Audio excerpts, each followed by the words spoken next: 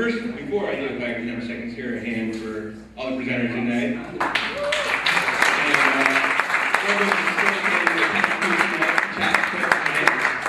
I'm Justin Kelly. We can start this. Yes. I'm going to talk about a thing called Wabi Sabi. I actually have some cards made. I'm going to put my champagne there.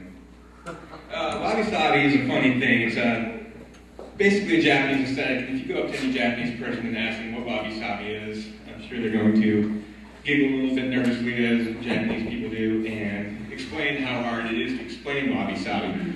Basically, though, it is a aesthetic predicated upon by Buddhist philosophy, most notably Zen philosophy.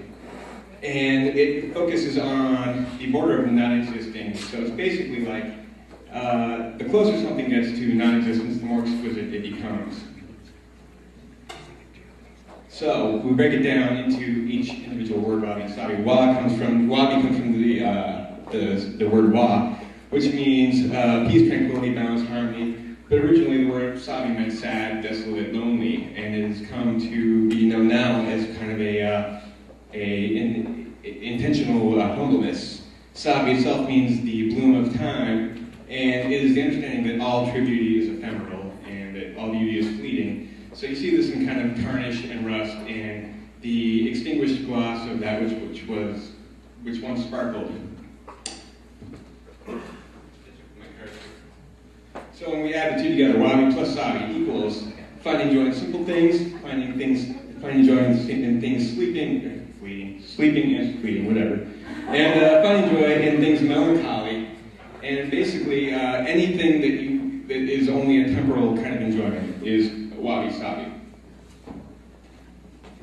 So maybe we can give a contrastive. I'm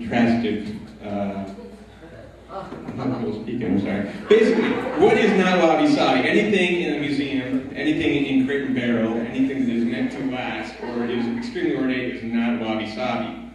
Wabi Sabi is basically the experience you have between you and an object that is temporary, is ephemeral, is tentative.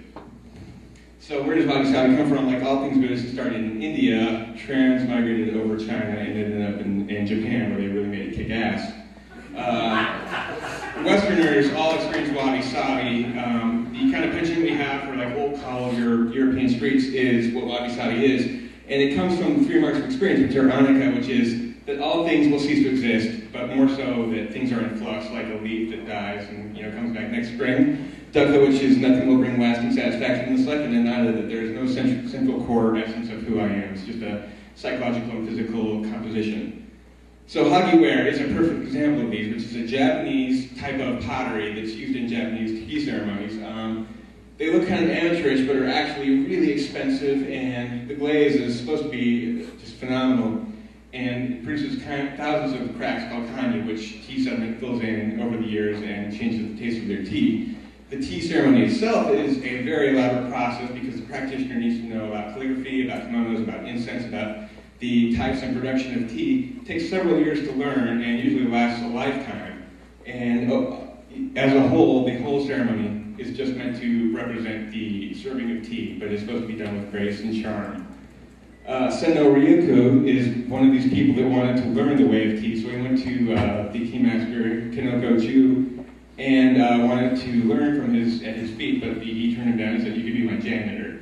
So he went out and tended the garden. After he was done raking, he went over to a cherry tree, shook the tree, and the blossoms fell to the ground. And upon seeing this, Jew said, "Okay, you're in the school, do you understand it? This guy came on to be the father of Wabi Sabi. To make sure we understand, Wabi Sabi is bare branches, is not floral arrangements, is crumbling stone, not polished marble, and it is rust, not dirt." And this is an important one because dirt is always dirt, but something had to suffer in age to acquire rust, and I think will probably become dirt eventually anyway. So the washitsu is a traditional Japanese room found in many homes, which is used for meditation or entertaining, as in a Japanese tea ceremony. And the interesting about this is you see these tatami mats right here. They determine the size of the room, not the architect. And the cool thing about these is they share a lot in common with the Hellenic golden ratio. So that leads me to my next slide, Wabi Sabi in design. Modernity insists that people adapt to technology, and the Wabi Sabi rebuttal to this would be that people need to adjust to nature.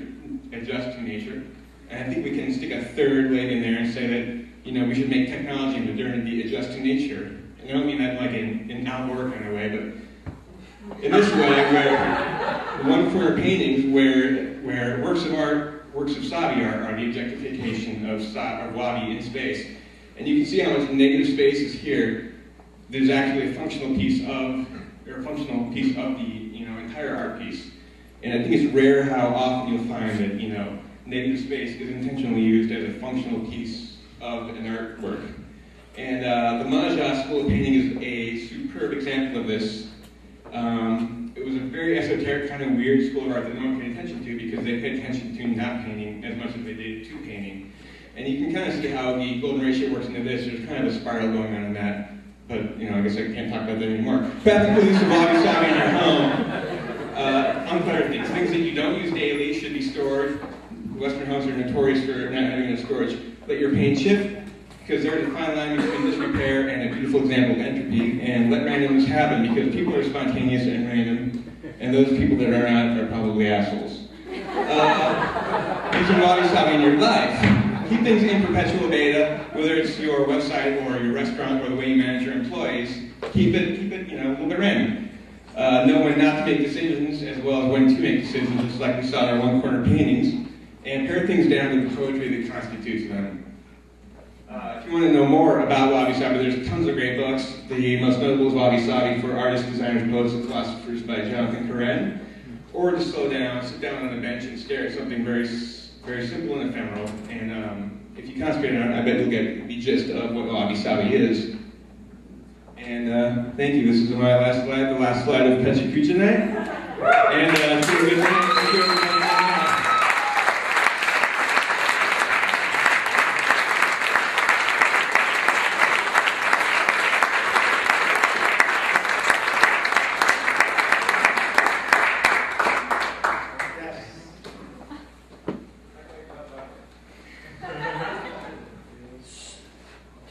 So if somebody is not random or what, they're an asshole?